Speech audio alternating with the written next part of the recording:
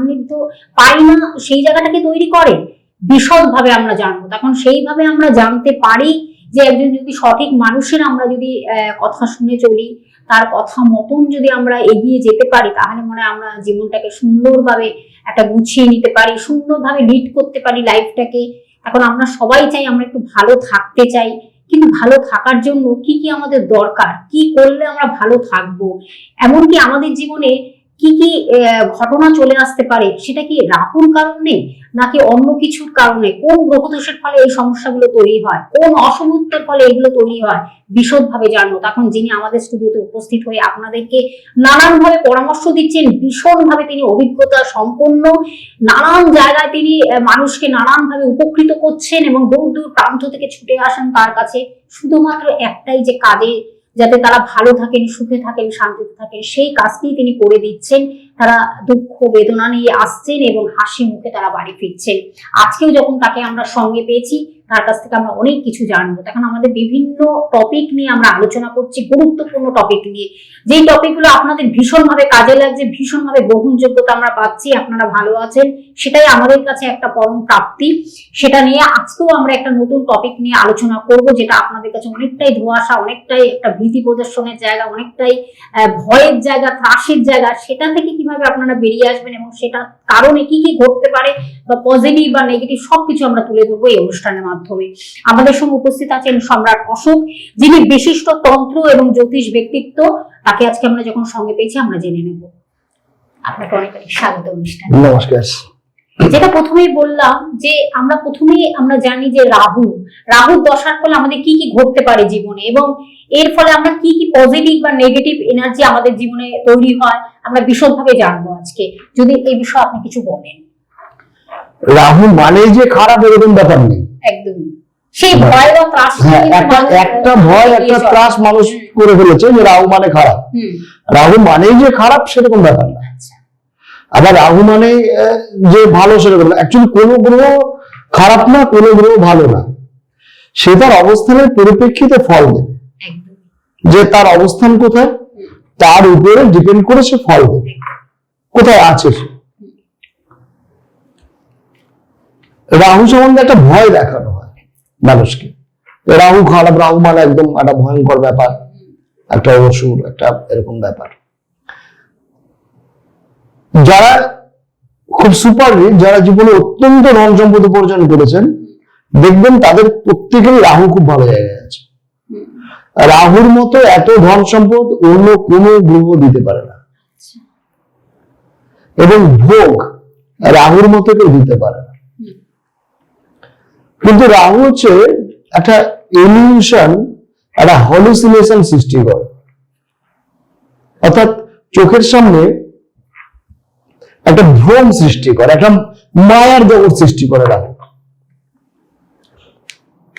একটা ছকের মধ্যে দেখা গেল সব গ্রহগুলি ভালো, কিন্তু রাহু এমন একটা জায়গায় বসে আছে, বসে এমন এমন ঘরগুলিতে দৃষ্টি দিচ্ছে, দেখা গেল একাদশে, সপ্তমে বা চতুর্থে, এইসব ঘরগুলিতে দৃষ্টি দিয়ে পুরো ছকটাকে একদম পুরো ক্ষতিগ্রস্ত করে দিয়েছে। আবার দেখা যায় অনেকের ক্ষেত্রে বেশিরভাগ প্ল্যানেট ভালো ফল দিচ্ছে না, কিন্তু তুঙ্গস্থ রাহু এমন জায়গায় বসে সেই লগ্ন সাপেক্ষে এমন এমন ঘরে দৃষ্টি দিয়ে সেই ঘরগুলিকে প্রভাবিত করছে, একা রাহু সেই রোগটাকে টেনে নিয়ে বেরিয়ে চলে যাচ্ছে। আমি একজন ফেমাস লোকের নাম বলি, শাহরুখ খান। ওনার যদি কুণ্ডলিটা দেখা যায়, বাকি প্ল্যানেট গুলির অবস্থান খুব একটা ভালো নয়, কিন্তু একা রাহু ওনাকে রিচ করে দিয়েছে। একা রাহু ওনাকে এই জিরো থেকে এত বড় জায়গায় নিয়ে চলে গেছে। শুধু রাহু মানেই যে খারাপ সেটা না। রাহু ভালো থাকলে, যদি কারো রাহু ভালো হয়, সে খুব ভালো তান্ত্রিক হতে পারে। একজনের রাহু যদি খুব ভালো জায়গায় থাকে, খুব পজিটিভ জায়গায় থাকে, তিনি তন্ত্র সাধনা করবেন। রাহু ভালো থাকা মানে কেতু ভালো থাকা, তিনি গুপ্ত বিদ্যা, গোয়েন্দা, সিআইডি, সিবিআই এইসব দপ্তরে, মানে গুপ্ত যেসব ব্যাপার, সেখানে কাজ করবেন। মাইন্ডসের কাজ, সেসব কাজ করতে পারেন। ইলেকট্রিক্যাল পার্টস, স্টুডিও, ক্যামেরা, এসব রাহুর ভালো ফলাফল। রাহুটা কি সেটা বুঝতে হবে। রাহু কে? রাহু আমাদের যে ইউনিভার্স, এই ইউনিভার্সের মধ্যে রাহু আলাদা কোনো প্ল্যানেট না, কোনো ফিজিক্যাল বডি না, অদৃশ্য যেটা। হ্যাঁ, রাহু হচ্ছে ছায়া গ্রহ, একটা লোড। অর্থাৎ যেখান থেকে সূর্যের চারিদিকে যখন পৃথিবী ঘুরছে বা অন্যান্য গ্রহগুলো ঘুরছে, এবার পৃথিবীকে কেন্দ্র করে আবার তার চারদিকে চারটা ঘুরছে। যে কক্ষপথে পৃথিবী সূর্যের চারিদিকে ঘুরছে, চন্দ্রটা ঘুরতে ঘুরতে সেই কক্ষপথটাকে যখন টাচ করে যাচ্ছে, তার একটা পার্ট রাহু আর একটা পার্ট হচ্ছে কেতু। দুটো নোড, একটা নর্থ নোড, একটা সাউথ নোড। এটা হচ্ছে নোড। অনেকেই টিভিতে বা অনেকে বলেন নোড নোড নোড। নোডটা কি? নোডটা হচ্ছে উপবৃত্তকার পথটাকে আর একটা উপবৃত্তকার পথ যেখানে যেখানে ক্রস করছে সেটা হচ্ছে নোড। লগ্ন সাপেক্ষে রাহুর অবস্থান কি তার উপরে মানুষের অনেক কিছু নির্ভর করে। লগ্ন কি সেটা আগে বুঝতে হবে। লগ্ন লগ্ন হচ্ছে জন্মের সময় সূর্য যে রাশিতে উদিত হচ্ছে বা জন্মের সময় সূর্য যে রাশিতে অবস্থান করছে সেটা তার লগ্ন। লগ্নকে প্রথম ভাব ধরে রাহুকে দেখতে হবে, রাহু কোন কোন জায়গায় আছে। এবার দেখা গেল লগ্নকে প্রথম ভাব ধরে রাহু দশম ভাবে আছে, কিন্তু দশম ভাবটা নিচস্থ, রাহুর জন্য নিচস্থ। তাহলে এই জায়গায় তার কর্মের জায়গাটা ডিস্টার্ব হয়ে যাবে। সে লোকটা ক্রিমিনাল হবে, সে লোকটা চিটার হবে, মানুষকে ঠকাবে, তার কর্মটা ওইরকম হবে। আর দেখা গেল লগ্নের সাপেক্ষে দশম ভাগে রাহু পজিটিভ জায়গায় আছে, তো সে লোকটা বড় অ্যাস্ট্রোলজার হবে, বড় তান্ত্রিক হবে, বড় আর্মি অফিসার হবে, খুব সাহসী হবে। তাহলে রাহু মানেই যে খারাপ সেটা না, কোনো গ্রহ খারাপ না, কোনো গ্রহ ভালো না, অবস্থার পরিপ্রেক্ষিতে সে ফল দেবে এবং সেইটাকে খুঁজে বার করে তার রেমেডি করাটাই অ্যাস্ট্রোলজার। সেটাই হলো আসল কথা। হ্যাঁ, সেটা হলো আসল। সুন্দর বললেন যে কোনো কিছু খারাপ না, কিন্তু সঠিক যে প্রেডিকশন, সঠিক আপনার জন্মকুণ্ডলিতে কি আছে সেইটাকে বিচার করাটাই হলো আসল কাজ। সেটাই তিনি করে যাচ্ছেন দীর্ঘদিন, দীর্ঘ বছর ধরে চ্যালেঞ্জ নিয়ে তিনি কাজ করে দিচ্ছেন, ভীষণভাবে মানুষ উপকৃত হচ্ছেন। সেই জন্য কি করতে হবে? আপনাদের আসতে হবে তার কাছে, আপনাদের এসে আপনার কি হচ্ছে বা কি হবে সবকিছু হুবহু তিনি বলে দিতে পারেন। এটা হলো তার একটা মানে দৈব পাওয়ার যাকে বলে। থাকে না এক একটা মানুষের সাধনার ফল, দীর্ঘ বছরের তার সাধনার ফল, সেটাই তিনি কাজে লাগাচ্ছেন আর ভীষণভাবে মানুষ উপকৃত হচ্ছেন। সেই জন্য আপনার তার কাছে আসতে হবে। এসে আপনার শুধুমাত্র আপনার জন্ম তারিখ সময় আপনি দিয়ে দেবেন, একদম আপনাকে সঠিক বিচার করে দেবেন, একদম নিখুঁত নির্ভুল বিচার, যেটার মধ্যে কোনো ভেজাল নেই। তার কারণ আমরা জ্যোতিষ শাস্ত্রটি হয়তো সত্য, কিন্তু সেই শাস্ত্রটিকে নিয়ে কিন্তু মানুষ এখন অনেক রকম ভাবে ছেলেখেলা করছে। সেই জায়গায় একেবারেই না, তিনি কিন্তু একেবারে প্রপার ওয়েতে তিনি কিন্তু শাস্তি করবেন এবং প্রেডিকশনটা পারফেক্ট হবে একদম। সেখানে বিচারটা মানে যেমন উনি বলে দেবেন তেমন ভাবে আপনি মেনটেন করে চলুন, নিশ্চয়ই আপনি ভালো থাকবেন। সেই জন্য আপনাদের কাছে আমাদের এই অনুষ্ঠান পৌঁছে দেওয়া, যে আপনারা কিভাবে ভালো থাকবেন, সুখে থাকবেন, শান্তিতে থাকবেন, সেটাই দাদা বারবার করে অ্যালার্ট করে দিচ্ছেন। যে যদি কোনো সমস্যা থাকে সেটাও আগে থেকে উনি জানিয়ে দেবেন, এই সমস্যা আপনার আছে, এটা এই করতে হবে, প্রতিকার করতে হবে কি হবে না সেটাও তিনি বলে দেবেন।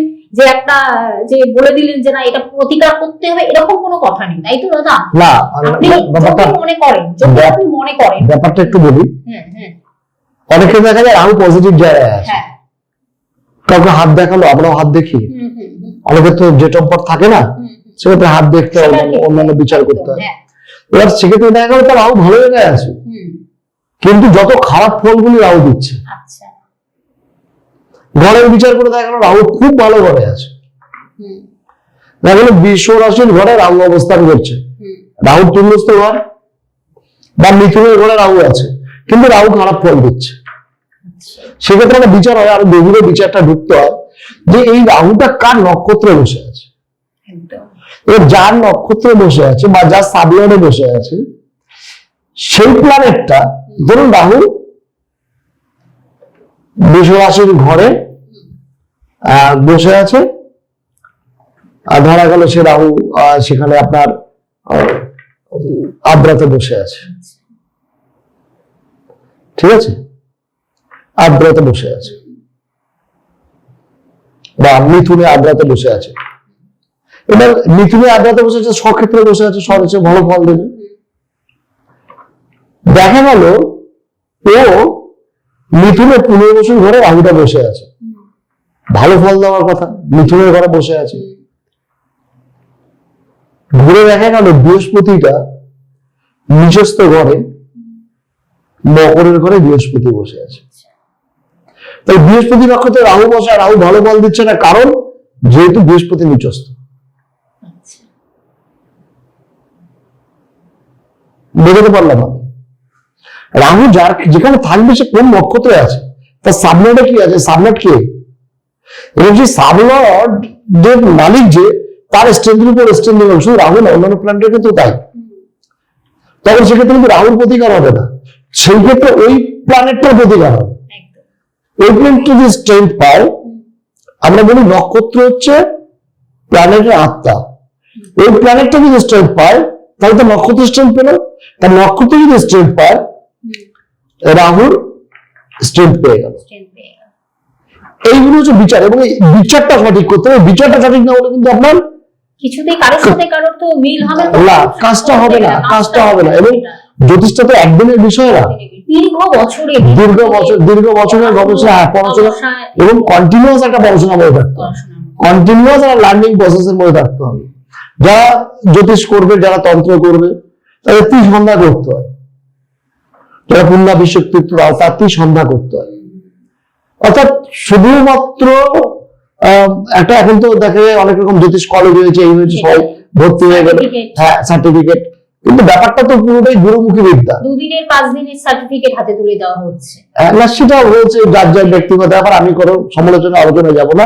বিষয়টা হবে, বিষয়টা হচ্ছে পুরো ব্যাপারটা গুরুমুখী বিদ্যা। অনেক কিছু আছে যেগুলো লিখিত নেই, সেগুলো গুরুর মুখ থেকেই শুনতে হবে, গুরুর মুখ থেকে শুনেই শিখতে হবে। এবং বহু কিছু আছে যেগুলো লিপিবদ্ধ করা যায় না। তন্ত্রকে পঞ্চম বেদ বলেছে, এবং বেদের আর এক নাম হচ্ছে শ্রুতি, লিপিবদ্ধ করা যাবে না, সেটা আপনাকে শুনেই মনে রাখতে হবে, গুরুমুখী বিদ্যা।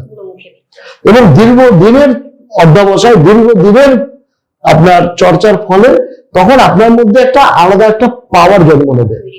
এবং আপনি কিছু আগে বলছেন দৈব পাওয়ার, এই দৈব আশীর্বাদটাই তখন আসে যখন রাহু স্যাটার্ন সাপোর্ট করে, তখন তার মধ্যে সেই পাওয়ারটা আসবে। ফলে সেই পাওয়ারটা আসলে তখন সে তন্ত্র সাধনায় সিদ্ধি লাভ করবে, এবং সেই তন্ত্রের জায়গাটায় সে কাজ করবে। ব্যাপারটা এত সহজ নয়, যেটা 2 দিন 4 দিন 5 দিন 10 দিন 2 বছর করে একটা জায়গায় পৌঁছে যাওয়া, 3 বছর করে একটা জায়গায় চলে যাওয়া। তখন কি হয়, তখন ওই জ্যোতিষদের নামে, তান্ত্রিকদের নামে নানান রকমের সমস্যা আসে, নানান রকমের ব্লেম আসে। আপনি এটা করলেন, কাজ হলো না, আমি এত কষ্ট করে করলাম। প্রত্যেক মানুষ তো তার নিজস্ব একটা চাহিদা নিয়ে, একটা তার আশা নিয়ে আসেন, হ্যাঁ, এবং সেক্ষেত্রে কিছু তাদের ব্যয় হয় পুজো আর্চা করতে, অন্যান্য কাজকর্ম করতে। ফলে ফলের তো আশা তারা করবেনি, এবং ফলের একটা জায়গাটা সেটা দেখতেই হবে কি হবে। সেখানে তখন সঠিক বিচার করা, এবং বিচার করে তার রেমেডি করা, এবং সেই রেমেডিটাকে প্রপার ভাবে তৈরি করে তার হাতে তুলে দেওয়া, সেটা একটা ব্যাপার আছে। এবং রেমেডি করতে গেলেও তার একটা টাইমের ফিক্স ব্যাপার আছে। আমি অনেককে রেমেডি দিই যে আপনি দাদা রাত্রি 8টার সময় আসবেন আমার কাছে, আমি সেই সময় আপনার জিনিসটা দেবো। হ্যাঁ, এটা একটা কিরকম 24 ঘন্টার মধ্যে একটা টাইম আপনার খুব ভালো টাইম, 24 ঘন্টার মধ্যে আপনার একটা সময় খুব ভালো সময়। এবার প্রত্যেকের জীবনে প্রত্যেক দিনে একটা টাইম খুব ভালো টাইম আছে, একটা টাইম খুব খারাপ টাইম আছে। এবার আপনার গোষ্ঠী ছক অনুযায়ী যেদিন আপনি এটা নিতে পারবেন, সেই দিনে আপনার ভালো মুহূর্ত কোনটা পড়ছে সেটা ক্যালকুলেশন করে বার করা জ্যোতিষের কাজ। সেই মুহূর্তে আপনি আসবেন, সেই মুহূর্তে যদি আপনি সেই প্রেডিকশনটা হাতে ধরেন, সেই রেমিডিটা হাতে ধরেন, সেটা আপনার কাজ করবে, সেটা মানে 100% হবে। হ্যাঁ, সেটা ক্যালকুলেশন। আপনি দেখবেন আপনি বাড়িতে দেখবেন, বা যারা প্রোগ্রাম দেখছেন তারা বাড়িতে দেখবেন যে আমার এই জামাটা খুব পয়া, আমার এই পেনটা খুব পয়া, এটা পরে নিয়ে গেলে সব জায়গায় কাজ হয়, আমার এই জামাটা পরে গেলে সব জায়গায় গন্ডগোল। তার মানে ওই জামাটা উনি যখন কিনেছিলেন, যেটা পয়া, সেটা ওই দিনের বেস্ট টাইমটা উনি কিনেছিলেন। আর যেটা উনি পড়লে কোথাও কাজ হচ্ছে না, বাধা আসছে, যেটা উনি যেদিন কিনেছিলেন সেই দিনের ওনার সবচেয়ে খারাপ সময়টা কিনেছিলেন। ফলে খুঁজে বার করতে হবে আপনার ভালো সময় ওই দিনটা কখন, সেই টাইমটা আপনাকে বাঁচতে হবে। ওই জন্য আমরা অনেক সময় রেমেডি করে আমি বলে দিই, বললো দাদা আপনি তো আমার খুব বিপদ আছে, আপনি কালকে দিন, আপনি পরশু দিন, ঠিক আছে? আপনার কাছে রেডি আছে, দেখতে পাচ্ছে আমার কাছে কবচটা রেডি আছে, তাহলে আপনি তো এখন দিয়ে দিতে পারেন। তো এখন দিলে তো কাজ হবে না। তুমি আর দুদিন আমাদের রেডি আছে, আমি তোমাকে দিয়ে দেবো, তুমি আমার যেটুখানি সাম্মানিক, আমার যেটুখানি দক্ষিণা বা পুজো আর্চার তুমি দিয়ে চলে যাবে, সব ঠিক আছে। কিন্তু পরে বলে দাদা আপনি দিলেন, কাজ হলো না। দেখো তোমার ভালো টাইমটা পরশু দিন এই টাইমে পড়ে যেত, সেই সময়টা এসে তোমার এটা গ্রহণ করতে হবে। এই যে সূক্ষ্ম সূক্ষ্ম বিচার, এই সূক্ষ্ম সূক্ষ্ম বিচারের উপর জ্যোতিষের অনেক কিছু নির্ভর করে, তন্ত্রের অনেক কিছু নির্ভর করে। সত্যি তার জন্য অবশ্যই কিন্তু আরো যদি বিশদভাবে জানার জন্য কিন্তু অবশ্যই আপনারা ফোন নাম্বারটা দেখছেন টিভি স্ক্রিনে, আপনারা চটপট সেটা লিখে নিন। এবং আমার মনে হয় সমস্যাটাকে নিয়ে বসে থাকবে না, বারবার একটা কথাই বলা, দাদাও বলছেন যে সমস্যাটা নিয়ে যত বসে থাকবেন তত সেই সমস্যাটা দিনকে দিন বাড়তে বাড়তে খারাপ পজিশনে যাতে না যায়। টিভি স্ক্রিনে যে ফোন নাম্বারটি লেখা রয়েছে আপনারা অ্যাপয়েন্টমেন্ট করে অবশ্যই আসবেন। তখন তিনি অনেকটা সময় দিয়ে দেখেন এবং তিনি বোঝেন কি হয়েছে, আপনার কি হচ্ছে, তার জন্য কি ওষুধ দেওয়া দরকার, সবকিছু তিনি বুঝে নেবেন। আপনি তার উপরেই ছেড়ে দিতে হবে, পুরো আপনার জীবনটাকে বলে দিতে পারবেন এবং সুন্দরভাবে এগিয়ে নেওয়ার জন্য তিনি সব সময় আপনাদের সঙ্গে রয়েছেন। সেই চ্যালেঞ্জ নিয়ে আমাদের এই অনুষ্ঠান আপনাদের কাছে আমরা পৌঁছে দিচ্ছি। একদম আমাদের সময় শেষ, বিদায় নেব। নিশ্চয় পরবর্তী এপিসোডে আরো একটি নতুন বিষয় নিয়ে আমরা আলোকপাত করবো। আজ এই পর্যন্ত সকলে ভালো থাকবেন, আপনাকে অনেক ধন্যবাদ, নমস্কার।